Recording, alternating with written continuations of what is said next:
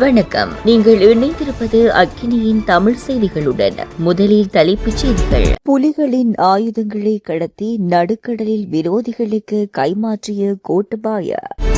ராஜபக்சகளின் அரசியல் இனி செல்லாது, அனுர தரப்பு பகிரங்க அறிவிப்பு. ரணிலின் வழக்கு விசாரணையின் போது நடந்த யாரும் அறியாத சம்பவம் அம்பலப்படுத்திய தேரர்கள். கொழும்பில் இதுவரை மஹிந்தவுக்கு கிடைக்காத வசதியான வீடு. சிறை பேருந்தில் ஹரக்கட்டாவை கொல்ல திட்டம், தயார் நிலையில் இருந்த கிளைமோர் குண்டுகள்.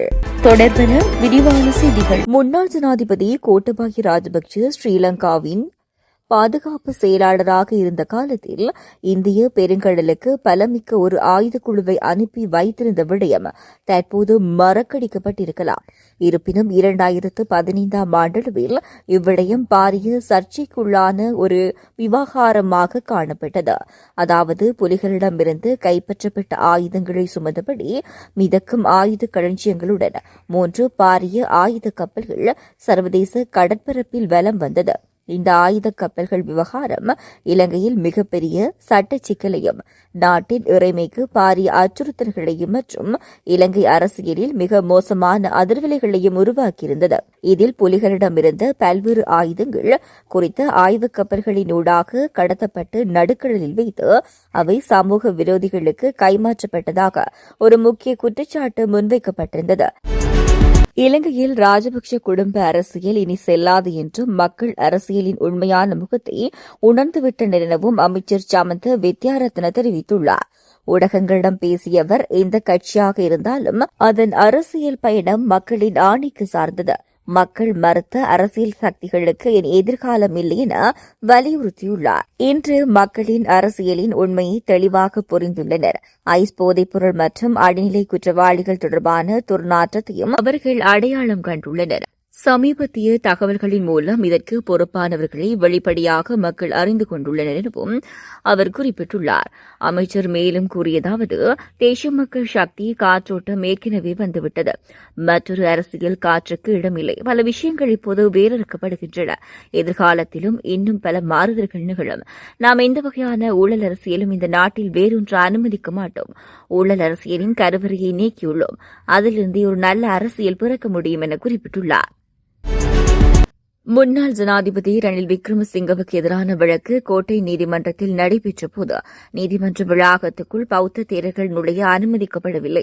இத்தொடர்பில் மாலபே சீலரத்ன தேரர் இலங்கை மனித உரிமைகள் ஆணைக்குழுவில் முறைப்பாடு செய்துள்ளார். அச்சந்தர்ப்பத்தில் ஊடகங்களுக்கு கருத்து தெரிவித்த தேரர்கள் கோட்டை நீதவான் நீதிமன்றத்தில் கடந்த மாதம் 26ஆம் தேதி முன்னாள் ஜனாதிபதி ரணில் விக்ரமசிங்கவுக்கு எதிரான வழக்கு நடைபெற்றபோது நீதிமன்ற வளாகத்துக்குள் செல்ல பௌத்த தேரர்களுக்கு தடை விதித்தனர். இத்தொடர்பில் மாலபே சீலரத்ன தேரர் இலங்கை மனித உரிமைகள் ஆணைக்குழுவில் முறைப்பாடு செய்துள்ளார். அன்று கோட்டை நீதவான் நீதிமன்ற வளாகத்துக்குள் செல்வதற்கு நாம் கௌரவமான கோரிக்கை விடுத்தோம். ஆனால் போலீசார் நீதிமன்ற வளாகத்துள் செல்வதற்கு சந்தர்ப்பம் வழங்கவில்லை. அப்போது நாங்கள் கேட்டோம், யார் உங்களுக்கு ஆணை வழங்கியது என்று. கோட்டை நீதவான் நீதிமன்ற நீதிபதியா என்று. அதற்கு அவர்கள் மேலிடத்தின் ஆணை என்று கூறினர். அதன் பின்னர் நாங்கள் மனித உரிமைகள் ஆணைக்குழுவில் முறைப்பாடு செய்தோம். அரசியலமைப்பு சட்டத்தின் பிரகாரம் அவ்வாறு கட்டுப்பாடுகள் விதிக்க முடியாது என குறிப்பிட்டுள்ளார். முன்னாள் ஜனாதிபதியின் வசதிகளை ஒழிக்கும் சட்டம் நிறைவேற்றப்பட்டதைத் தொடர்ந்து முன்னாள் ஜனாதிபதி மஹிந்த ராஜபக்ச கொழும்பு விஜயராம மாவட்டத்தில் உள்ள அரசாங்க உத்தியோகபூர்வ இல்லத்திலிருந்து வெளியேறி தங்காலையுள்ள கார்டன் வீட்டுக்கு சென்றார்.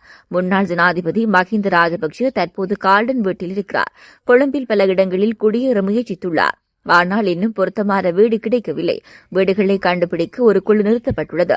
ஸ்ரீலங்கா பொதுஜன பெரமுனவின் செயலாளர் சட்டத்திரணி காரியவசம் கூறுகையில், தூதுவர்கள் உள்ளிட்ட சிறப்பு பிரமுகர்கள் வருகை தருவதால் பொருத்தமான சூழலை தேர்ந்தெடுக்க வேண்டும் என்றும் விரைவில் பொருத்தமான வீடு கண்டுபிடிக்கப்படும் என்றும் எதிர்பார்க்கப்படுகிறது என்றார். இதேவேளை முன்னாள் ஜனாதிபதி மஹிந்தவுக்கு கொழும்பில் பல்வேறு தரப்பினரும் வீடுகளை வழங்க முன்வந்துள்ளதாக மொட்டு கட்சியினர் தெரிவித்திருந்தமை குறிப்பிடத்தக்கது. கெகல்பத்ர பத்மே, கமாண்டோ சாலிந்த உள்ளிட்ட பாதாள உலக கும்பல் சிறைசாலை பேருந்தை குறிவைத்து கிளைமோர் கொண்டு தாக்குதல் நடத்தி பாதாள உலக தலைவர் ஹரக்கட்டாவை கொல்ல திட்டமிட்டிருந்ததாக விசாரணை அதிகாரிகள் தெரிவித்துள்ளனர். சக்தி வாய்ந்த பாதாள உலக ஆயுதங்களை விற்பனை செய்த குற்றச்சாட்டில் கைது செய்யப்பட்ட கமாண்டோ சாலிந்தா என்ற ராணுவ லெப்டினன்ட் கேர்னலின் விசாரணையின் போது இது தெரியவந்தது.